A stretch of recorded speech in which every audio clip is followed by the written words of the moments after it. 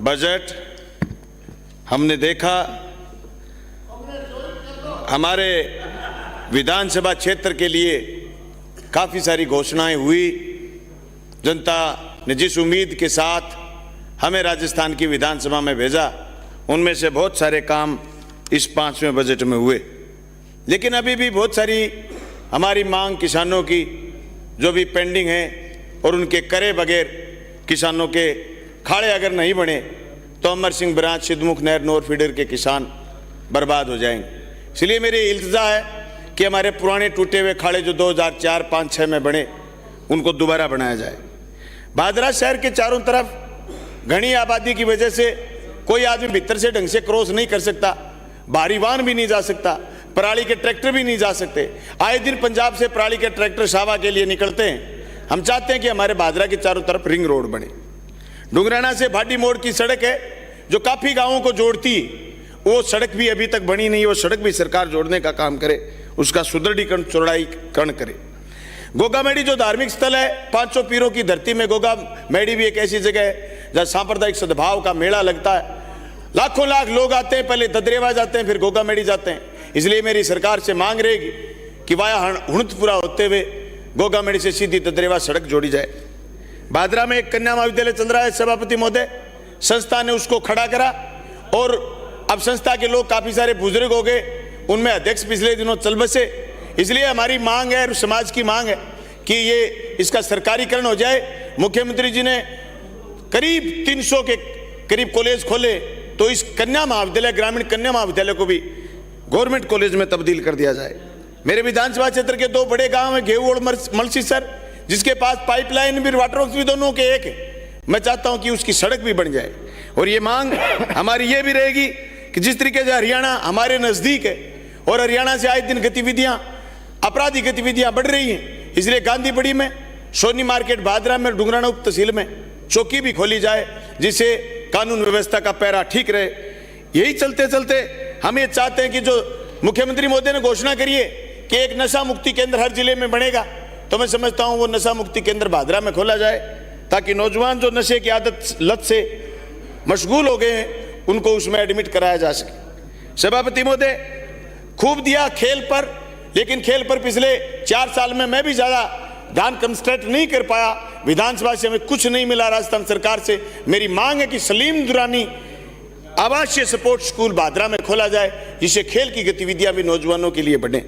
सभापति महोदय, सामाजिक सुरक्षा में जिस तरीके से मुख्यमंत्री जी ने घोषणा करी, मैं समझता हूं कि अभी भी एक वर्ग अछूता है, वो है जिनके बेटे और बेटियां सरकारी नौकरी में हैं। अभी उन बुजुर्गों को पेंशन नहीं मिल रही। इस पूंजीवादी युग में, इस भौतिकवादी युग में यह चीज कतई ठीक नहीं है कि बेटे बेटी नौकरी में, उसके माँ बाप को पेंशन नहीं दी जाए, उन्हीं बुजुर्गों को भी पेंशन दी जाए। मैंने पहले भी मांग करी है, अब मैं फिर मेरी मांग को दोहरा रहा हूं, पुरजोर तरीके से सरकार इसको पूरी करे। डुंगराना, सेरडा, भरवाना और मलखेड़ा 4 ऐसे बड़े गांव हैं। डुंगराना में तो उप तहसील है, इन गाँव में PHC खोली जाए, ताकि आने वाले समय में राइट टू हेल्थ जो कानून आ रहा है, उस कानून का पालन ढंग से हो सके। सभापति महोदय, मैं मुख्यमंत्री जी का धन्यवाद करना चाहूंगा कि उन्होंने पूरे के पूरे प्लेसमेंट एजेंसियों को खत्म करा। मेरी मांग रही थी 2019 के पहले सदन में कि ये प्लेसमेंट एजेंसी वाला बीच में दलाल कौन है जो पैसे खा जाता है, नौजवान का शोषण करता है। प्लेसमेंट एजेंसी खत्म करिए। मैं मुख्यमंत्री जी से चाहता हूं कि प्लेसमेंट एजेंसी के लिए शर्त नहीं लगाएं कि 31 दिसंबर 2021 उसके बाद भी अगर कोई प्लेसमेंट एजेंसी के जरिए नौकरी लगाए तो उसकी एजेंसी भी खत्म करके सीधा सरकारी सुविधा पर उसको रखा जाए। इसलिए मेरी मांग है कि सन 2000 में जब आप मुख्यमंत्री थे, उस समय हमारे नहरी क्षेत्र में ठेका प्रथा शुरू हुई थी। उस ठेका प्रथा को आप ही खत्म करो, ताकि जो उपभोक्ता संगम के चुनाव हैं वो चुनाव बंद हो और मैट बेलदार चौकीदार की नियुक्ति हो। ये मेरे क्षेत्र की, विधानसभा क्षेत्र की मांगे जो अभी तक पूरी नहीं हुई। मैं कोशिश करूंगा और मैं मांग करूंगा कि सरकार इन क्षेत्रों को आज भी सफल बनाने का काम करे, मेरी मांग पूरी करे। सभापति महोदय, बिजली की बात आई, साथियों ने चर्चा करी कि 2000 यूनिट बिजली फ्री होगी किसान की। निस्संदेह फायदा होगा किसान को, लेकिन हम मांग करते हैं कि जिस तरीके से पिछले बजट में घोषणा करी थी कि आपको जल्दी से जल्दी कनेक्शन मिलेगा, वो कनेक्शन की कछुआ स्पीड है, उस स्पीड को बढ़ाने की जरूरत है। ट्रांसफार्मर आज भी समय पर नहीं मिल रहे, तार आज भी समय पर नहीं मिल रहे, पोल आज भी समय पर नहीं मिल रहे, वो समय पर मिले, ये हमारी मांग है। हमारी मांग है कि जीएसएस की संख्या बढ़ाई जाए। हमारी मांग है कि जिस तरीके से आप बार बार चर्चा कर रहे हैं कि हम राजस्थान में बिजली उत्पादन में 1 नंबर पर हो गए, वो बिजली हमें मिले, उत्पादन का फायदा राजस्थान की जनता को मिले। घरेलू बिजली में जो आपने 50 से 100 यूनिट करा, इस बात के लिए तो धन्यवाद, लेकिन हम चाहते हैं कि घरेलू बिजली के लिए हमारे पास ये फोन नहीं आए कि बिजली चली गई, बिजली आई नहीं। आप कोयले का प्रबंध कहीं से करें, कैसे ही करें, कोयले का प्रबंध करके बिजली उत्पादन का काम सरकार मजबूती के साथ करे। सभापति महोदय, मैं ये भी चाहता हूं, जो ऋण की बात आपने करी, आपने कहा कि राजस्थान में डिबेट रिलीफ एक्ट लेकर के आएंगे और उस एक्ट आने के बाद एक अध्यक्ष की कमीशन नियुक्त होगा और कमीशन का अध्यक्ष होगा, रिटायर्ड जज होगा। सभापति महोदय, मैं बिल्कुल नहीं चाहता कि रिटायर्ड जज कमीशन का अध्यक्ष हो। कमीशन का अध्यक्ष हो कोई प्रगतिशील किसान, कमीशन का अध्यक्ष हो कोई युवा नेता, कमीशन का अध्यक्ष हो कोई एमएलए और कोई एमपी। कमीशन का अध्यक्ष कब तक रिटायर्ड जज नहीं होना चाहिए।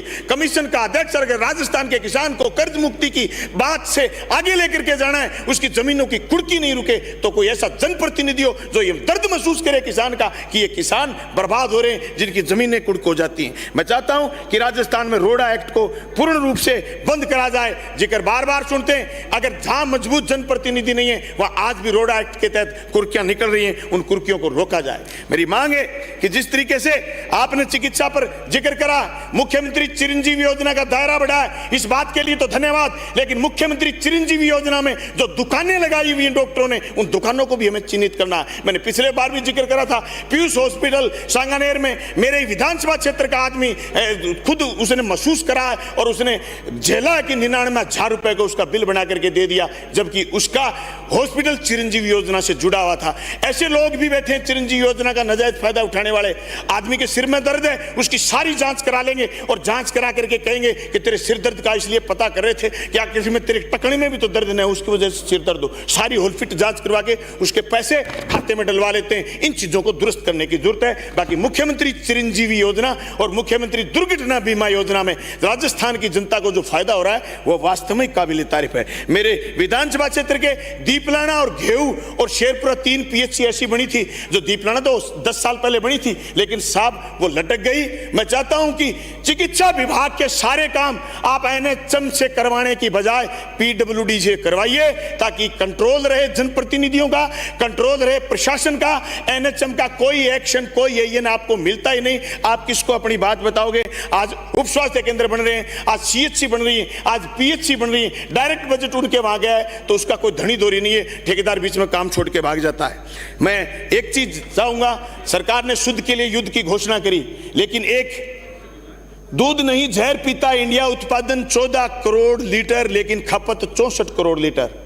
मुख्यमंत्री जी ने 2 दिन के लिए घोषणा करी थी पहले, बच्चों को स्कूल में दूध पिलाने की। मैं मेरे गांव विधानसभा क्षेत्र के छानी बड़ी स्कूल में शुरुआत भी करके आया था। सभापति महोदय, योजना जोरदार है, गरीब के बच्चे ने दूध देखा है, पूरे राजस्थान में देखेगा, पर दूध की जगह पिलाएंगे क्या, ये चीज सुनिश्चित करनी है। जिस तरीके से एक WHO की चेतावनी है कि बंद नहीं हुई मिलावट तो 87% भारतीयों को 2025 तक कैंसर में डूब जाएंगे।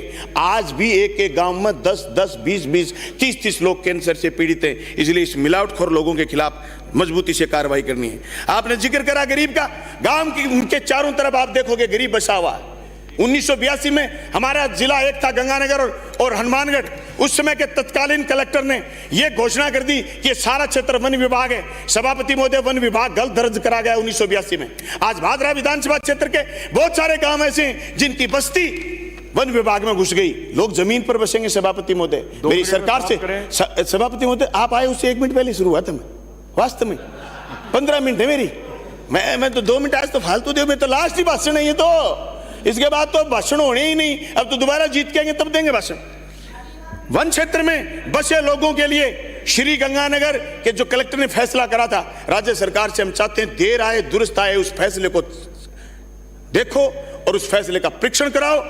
वन क्षेत्र आज स्थिति कब्रिस्तान की, शमशान भूमि की, पीएचसी खोल रहे हैं, CHC खोल रहे हैं, उप स्वास्थ्य केंद्र खोल रहे हैं, स्कूल खोल रहे हैं, महात्मा गांधी अंग्रेजी विद्यालय खोल रहे हैं। अरे जी जगह ही नहीं है।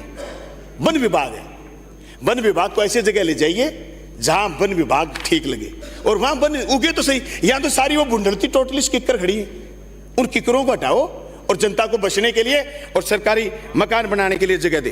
अब बात मैं कृषि की करूं, सभापति महोदय कृषि के लिए अलग से बजट दिया है, इस बात के लिए धन्यवाद। लेकिन हम चाहते हैं कि प्रधानमंत्री फसल बीमा योजना में जो लोचा आ रहा, राजस्थान की सरकार आने वाले समय में मुख्यमंत्री फसल बीमा योजना लेकर के आए, ताकि सैटेलाइट का लफड़ा और बीमा न देने का लफड़ा और बीमा कंपनी की धमकियां कि हम चले जाएंगे। बीमा कंपनी हमारे लिए नहीं आई सभापति महोदय, बीमा कंपनी पैसे कमाने के लिए आई और बीमा कंपनी जहां हाथ लगेगा वहां लूटेगी।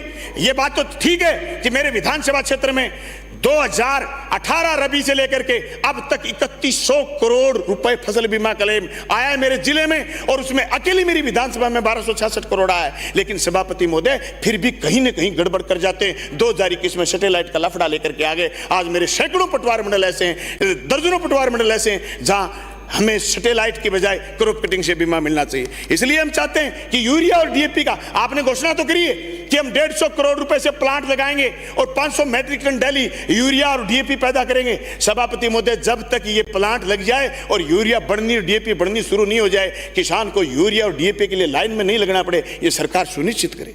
हम चाहते हैं कि राजस्थान कृषि श्रमिक संबल मिशन के अंतर्गत 5 लाख भूमिहीन श्रमिकों को हस्तचालित कृषि यंत्र खरीदने के लिए 5,000 रुपए प्रति परिवार 250 करोड़ रुपए व्यय होगा। किस आधार पर हम तय करेंगे उन 5 लाख परिवारों को? ये पारदर्शिता होनी चाहिए। नहीं तो ऐसी ऐसी जोरदार योजनाएं जो नाम से बहुत अच्छी लगती हैं, ये बात सही है कि खेती और मजदूर के पास खुद के यंत्र नहीं हो, सरकार उसको उपलब्ध कराए, लेकिन उसके लिए पारदर्शिता और गाइडलाइन तय हो कि किस तरीके से उन परिवारों को चिन्हित करा जाएगा। सभापति महोदय, हम चाहते हैं कि जो बीज के किट्स बांटे जाएंगे, मिनी किट्स बांटे जाते हैं बीजों की, सभापति महोदय कहते हैं कि साहब भूमिहीन लोगों को दे दिए। सभापति महोदय भूमिहीन किस में बीजेंगे? पहले सरकार या तो उनको जमीन दे, किट उन किसानों को दिए जाए जो वास्तव में खेती करते हैं। ये मेरा सुझाव है राजस्थान सरकार को। सभापति महोदय, आप डिग्गी के लिए खूब पैसा दिया है, आपने अभी कृषि बजट में घोषणा करी है कि हम डिग्गी के लिए 500 करोड़ रुपए और देंगे, पर डिग्गी हम किसको दे रहे हैं? लॉटरी से। सभापति महोदय, जिन लोगों ने डिग्गी बना ली और जिन लोगों ने फार्म लगा दिया, पहले ये था कि पहले आओ, 2 साल पहले तक था पहले आओ पहले पाओ। सभापति महोदय 3 मिनट तोड़ देने पड़े, मेरे तो 4-5 कागज बचे। सभापति महोदय, उसमें लॉटरी की बजाय लॉटरी की बजाय 1 मिनट समाप्त करें। ये राठौड़ साहब आंगली लगा रहे हैं, 12 मिनट हुए मेरे, 3 मिनट और पड़े। राठौड़ साहब, मैं तो आपकी कितनी मेहर करता हूँ, आप गोचे कर रहे हो। मेरे से नाराजगी पंगा ले वो नहीं बनाएगा कोई नेता प्रतिपक्ष। मैं ये कह रहा था, डिग्गी आपको कौन पूछे? मोदी जी बनाएंगे, काशनिया जी थे भी बीच में ही पंगा ले लियो यही।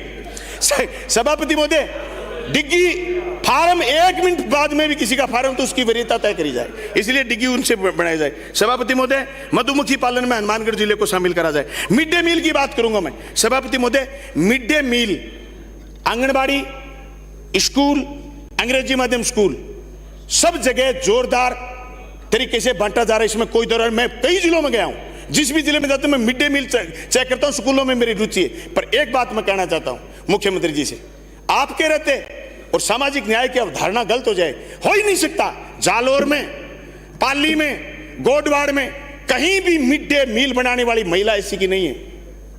इसलिए मेरी मांग है आपके मार्फत सदन से कि आप न्याय करिए, न्याय की आपसे उम्मीद करते हैं। मैं चाहता हूं कि स्कूलों में जो रिक्त पद हैं उनको भरे जाए और 2 लाख अध्यापकों की। सभापति महोदय, 2 मिनट में मेरी बात पूरी कर देता हूं, प्लीज सेव करें। जल जीवन मिशन 2 लाख अध्यापकों की नियुक्ति करी जाए। आपने युवाओं को बजट समर्पित करने की बात कही है, आपने स्कूल खोले, कॉलेज खोले, 2 लाख भर्तियां और निकालिए, तब स्कूल और कॉलेजों का काम आगे बढ़ेगा। जल जीवन मिशन आपने दिए, आपने 350 करोड़ रुपए मेरी कॉन्स्टिट्यूंसी में दिए। एचडीपी पाइपलाइन को अगर काम में नहीं लेंगे, डीआई पाइपलाइन के इंतजार में रहेंगे। सभापति महोदय, जल जीवन मिशन आगे तेजी से नहीं बढ़ेगा, काम स्लो चल रहा है। डीआई पाइपलाइन के लिए लाइन लगी हुई है, पूरे देश भर में काम चल रहा है। मेरा सुझाव है कि एचडीपी पाइपलाइन को आगे बढ़ाया जाए। ठेकेदारों को वही काम दिए जाएं, ठेकेदारों को वही काम दिए जाएं जिन्होंने उनमें काम में प्रगति है। सभापति महोदय, एएनएम भर्ती 2013 पूरी करने की मैं मांग करता हूं। प्रयोगशाला सहायक भर्ती 2018 जो लंबित है उसको आपके आदेश पूरा की करने पालना का नहीं हो रही है। LDC